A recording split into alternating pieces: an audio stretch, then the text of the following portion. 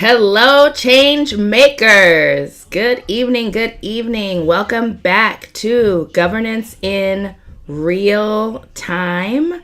This is a daily micro training series leading up to our big leadership briefing, Govern Audaciously, how to protect, prepare, and position your nonprofit for 2026. If you are turning in for the first time, welcome. I'm glad that you have made your way here, and I hope that this time together will be valuable as you think about how you protect, prepare, and position your nonprofit as we move into a season of greater uncertainty, right? Greater, how is that possible? But do you watch the news? Like, it's totally possible. I'm your host, Nkoyo Effiong Lewis. I am a strategist, attorney, and the creator of the Impact Triad Framework.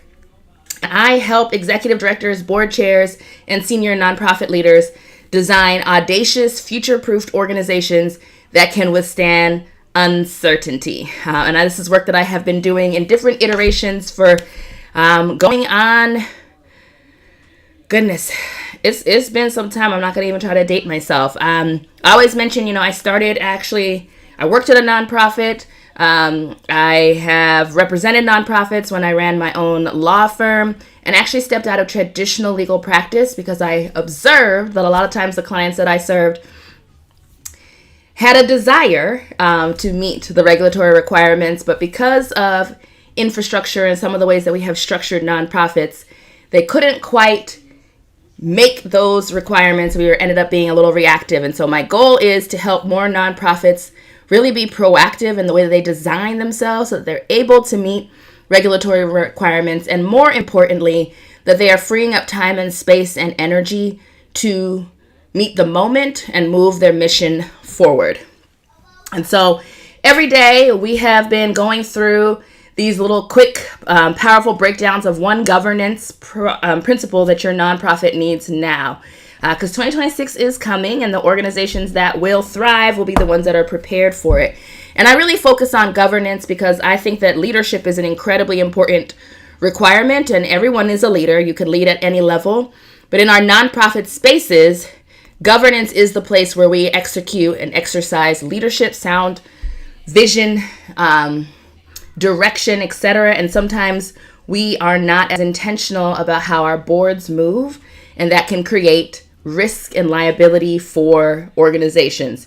I also think that this is helpful, and someone shared this in a message to me around just thinking about what it even means to be on a board and what a substantial responsibility and opportunity, honor, and privilege that you have as a board member.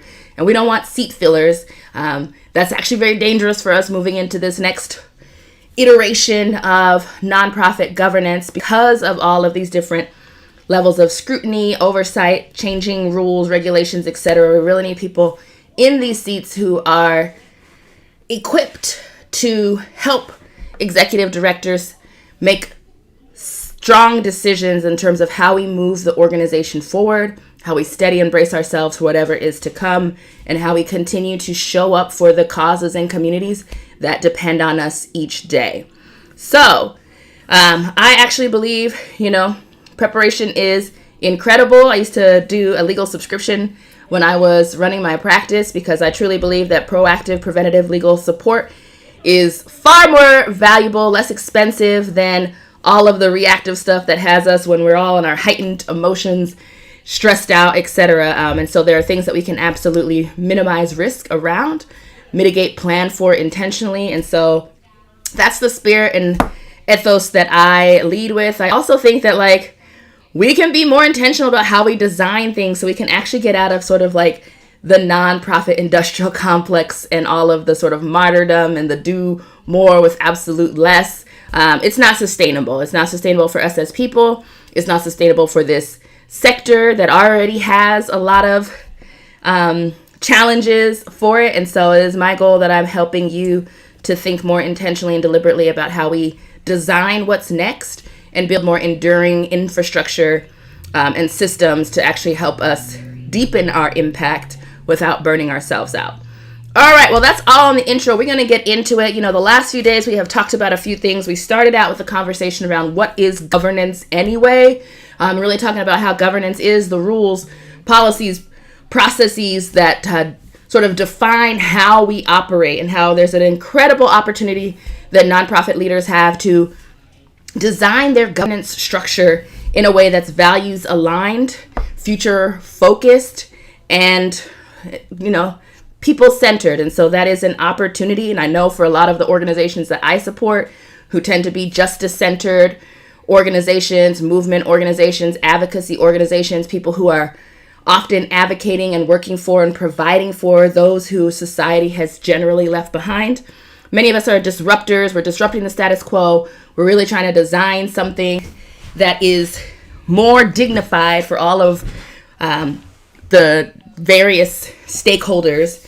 And so having strong governance, having a way that we operate that's values aligned, that's people forward, people centric, is important. And so I like to help people really think about how they design that.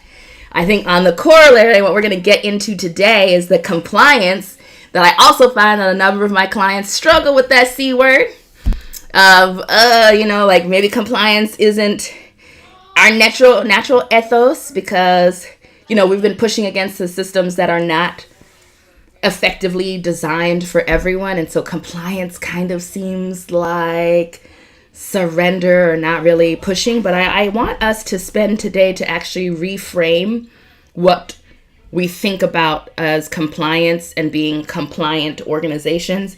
I actually don't think that this means that we are not still strong advocates or really pushing to make sure that we're moving systems forward.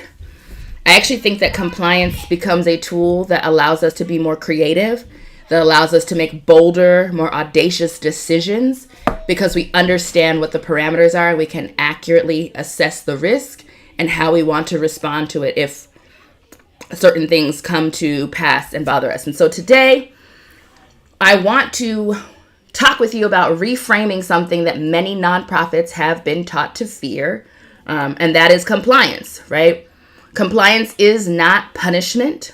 It sometimes is used that way, right? You get out of compliance, you might lose your tax exempt status, you might have to pay taxes, there might be a number, you have to go through audits and all those different things, right? So it's not to say that it has not been used as punishment, but compliance in and of itself doesn't have to be punishment. In fact, I like to think about compliance as a form of protection, as a shield or a level of armor that allows us to know where the boundaries are and make wise, reasoned decisions when we're going to step outside of those.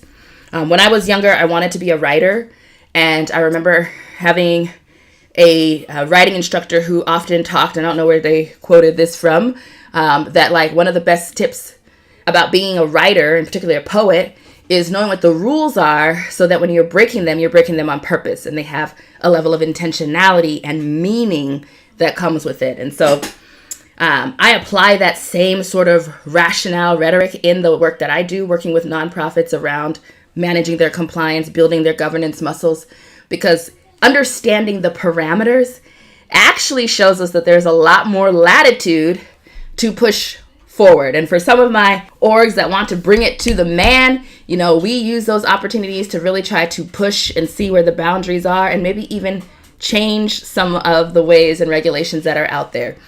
Others, we use those to be intentional about understanding what our risk is and whether there are ways for us to minimize the risk, and whether it's important for us to stand in whatever gap there might be between what the law and regulations say and what we believe is mission aligned and necessary to move the cause forward and to support our communities. And so understanding what compliance means, what is required, allows us to, one, adhere to the things that we need to so that they don't become a fire or a distraction that moves us away from actually advancing the mission, but also as a way to decide when we're going to push those boundaries.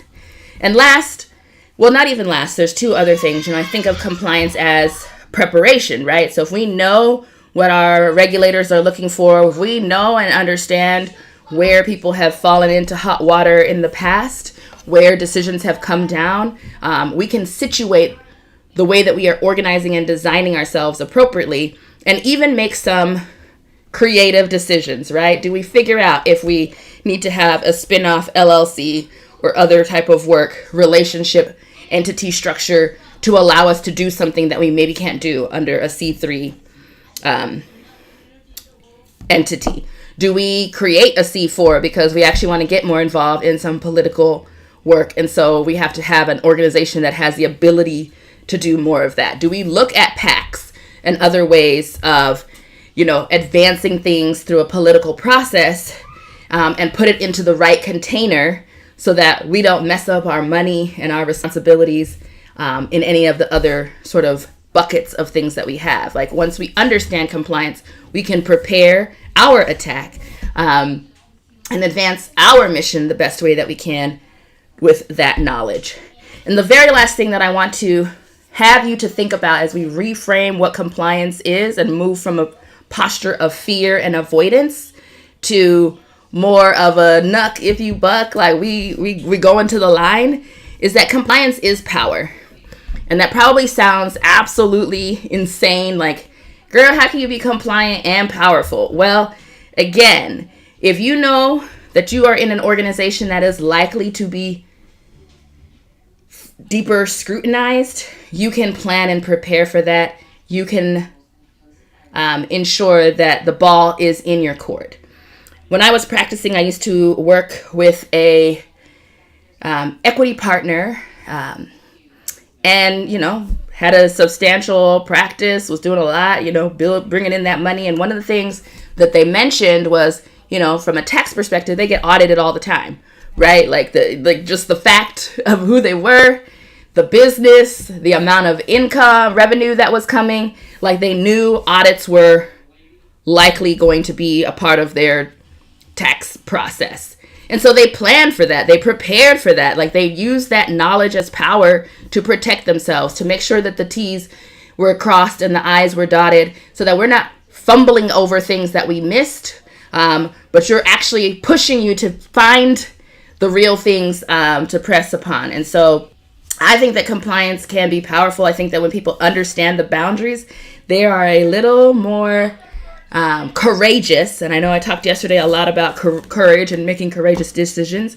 They're a lot more courageous about the things that they do, where they stand 10 toes down, where they're willing to bend or, negotiate. But a lot of times when we don't actually know the fear, that uncertainty prevents us from making any type of decision, right? We're not going to think about whether another organization might make sense because there are more lobbying opportunities, or we can do, independent expenditures or anything of those sorts, because we don't know.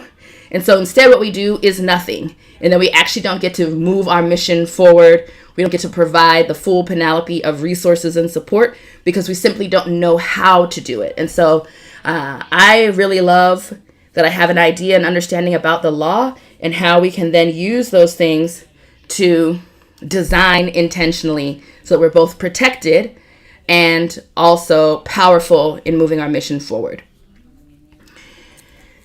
A lot of times, what I will see is that organizations kind of treat compliance as something that they address only as after a crisis, right?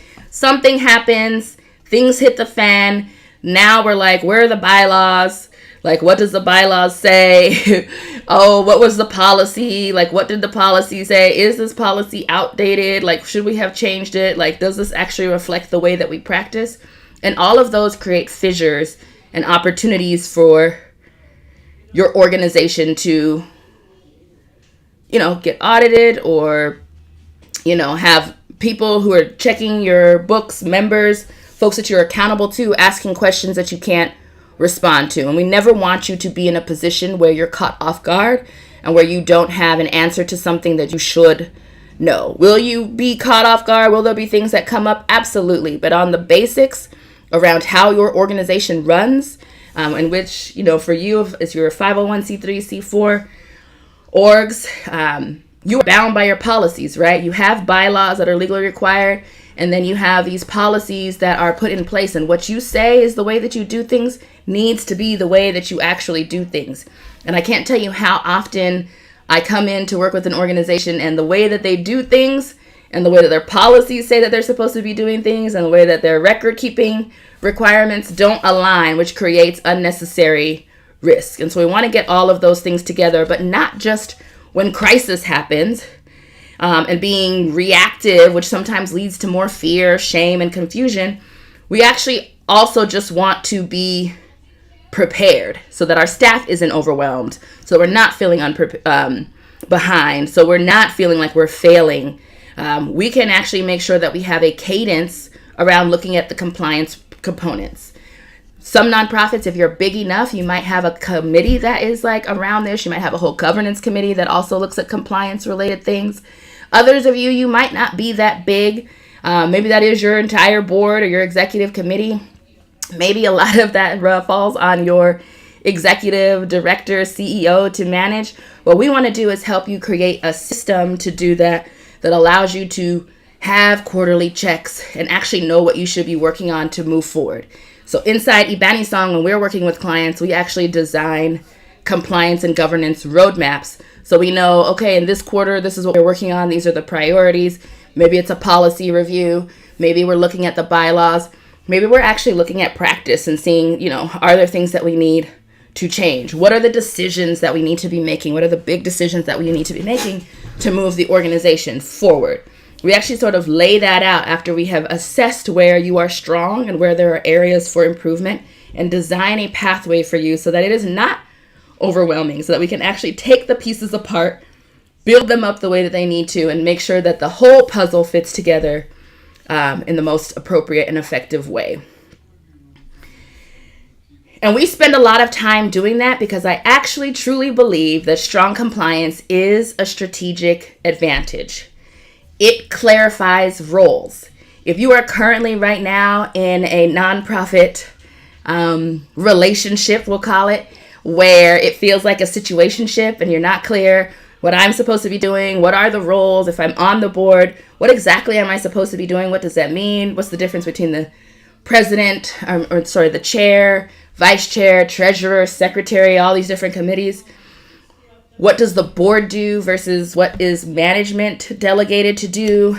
And we find ourselves butting heads. If you're an executive director who's like, my board chair will not stay out of the day-to-day operations, and they keep coming over here and trying to tell me what to do, we have a lack of clarity around roles, which also might be connected to a lack of clarity or a weak compliance and governance infrastructure. And so we want to make sure that that's strong.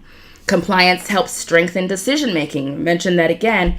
When we know where the boundaries are, when we understand the constraints, we can make better decisions about our pushes and our pulls. And lastly, it protects your mission, your funding, and your credibility. One thing that I always want to impress upon nonprofit organizations and leaders is that your reputation and goodwill is probably one of the biggest things that you have and that you need to protect. And we can do that by making sure that we are running our business, our nonprofit business, the side that's beyond the passion and the mission and the values and all those, not separate from it, but the other part of that, the operational aspect of the work, that we are doing that in compliance with our regulations so that we can always tell our funders that, we're filing our 990s and this information is available and they can see how we're using the resources that they're providing us. That we can always stand 10 toes down and honest with the community that supports us around the work that we're doing and how it's getting done. If you have members in your organization, they can know that they have entrusted you all as leaders to do the things that you have set out to do, and that those things are being done.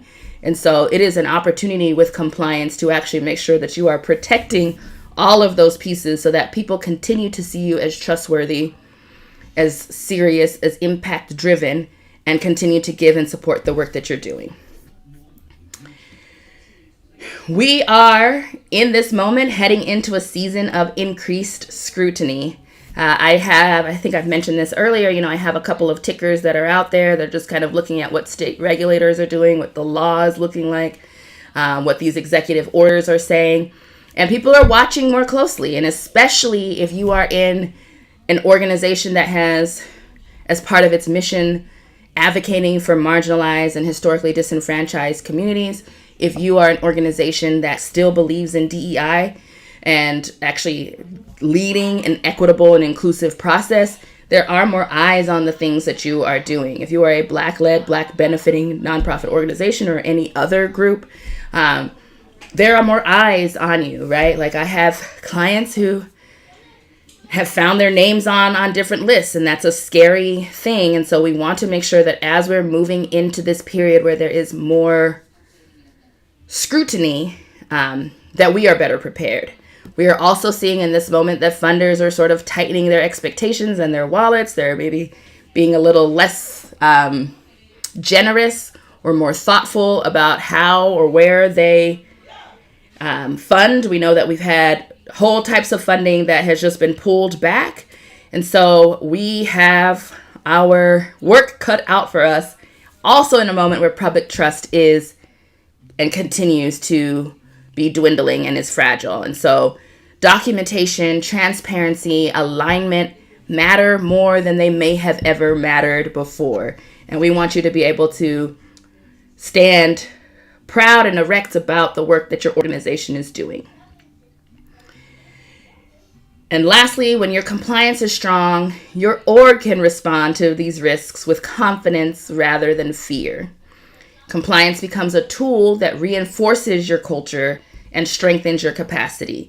And I think that that's probably part of the work that really resonates with me the most. Yes, I am a lawyer by training, and so rules and laws and all these pieces matter. I am a creative as well, so designing with intentionality is important. I am a systems strategist. I like to think about how we change whole systems, and so that is all in my wheelhouse. But at the core of each aspect of this is the people who are doing the work. And if you've ever been in the space where the work has felt hard or heavy or lonely or confusing or stressful, I want to help you lighten that load so that you can stay in the work. We don't talk enough about the impact of burnout in our social profit sector, where people are actually really giving a whole lot to make sure that others have more, better, and sometimes the toll that can take when you are fighting against systems, and including systems that should be aligned with you but actually don't. Add to that having less funding and resources, like it is a lot. And so the part of this work that actually really lights me up is making sure that you as nonprofit leaders, whether you're on the board, whether you are the CEO, executive director, senior leadership, feel like you have the support that you need and someone that you can ask when it's not clear, right? At least someone who can be a first phone call or message to help point you in the direction and hold some of this information for you. And I think that when you have that level of support, you can be more confident in the decisions that you're making. You can be more creative and courageous in the way that you show up and lead. And we need a lot more of that in this moment. And I think that the organizations that have that your donors notice, that your funders notice, that regulators notice. And so I want you to be in a position where you are moving into 2026 with clarity, confidence, and conviction. I need us to have the courage of our convictions in this very moment, because nothing will change if nothing changes. And so I hope that you are leaving today thinking about how compliance might be a tool that is to your advantage, that is not really a burden, but actually could be the foundation of the bold, audacious change that you are leading in the world. And if that's the case, if this has caused you to think, pause, or realize, hey, I need to really look at this compliance piece differently, I want you to reach out. I would love to help you figure out how you build a culture of compliance in your organization and how you strengthen governance. And one of the first steps that you can take is joining me for the very free high impact leadership briefing that is happening on December 2nd at 12 p.m. Eastern. It's virtual, and that is Govern Audaciously, how to protect, prepare, and position your nonprofit for 2026. This is all about putting you in a position where you are prepared, positioned, and protected as you make sustainable impact. And my goal is to help you do that without sacrificing culture. I absolutely think that you can run a very effective, sustainable nonprofit organization rooted in your values, your vision, and the versatility that you see is necessary for how your organization runs. I absolutely believe that we can have the capacity in the place, thinking about who we have on our team and the resources that we have available to us, that we can do that without overextending ourselves and burning out.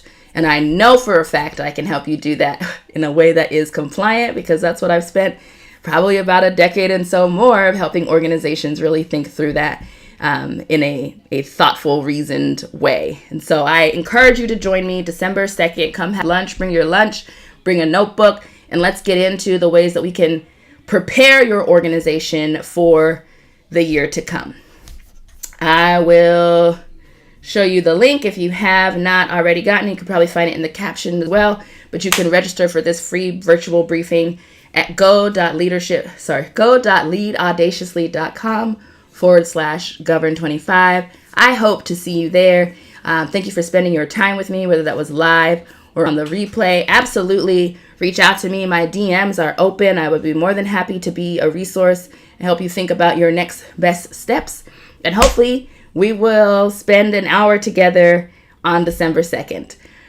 It's Giving Tuesday, so give back to your organization in a way that is, I won't say it's not more important. Fundraising is absolutely an important part of the work, and that is a great day to kick off. But I also think that, you have to have a plan for how you're going to use those funds, protect those funds, and move the mission forward. And that is the gift that I would love to give to your organization on Giving Tuesday. So I hope to see you there. Have a great evening, and don't forget to go lead audaciously.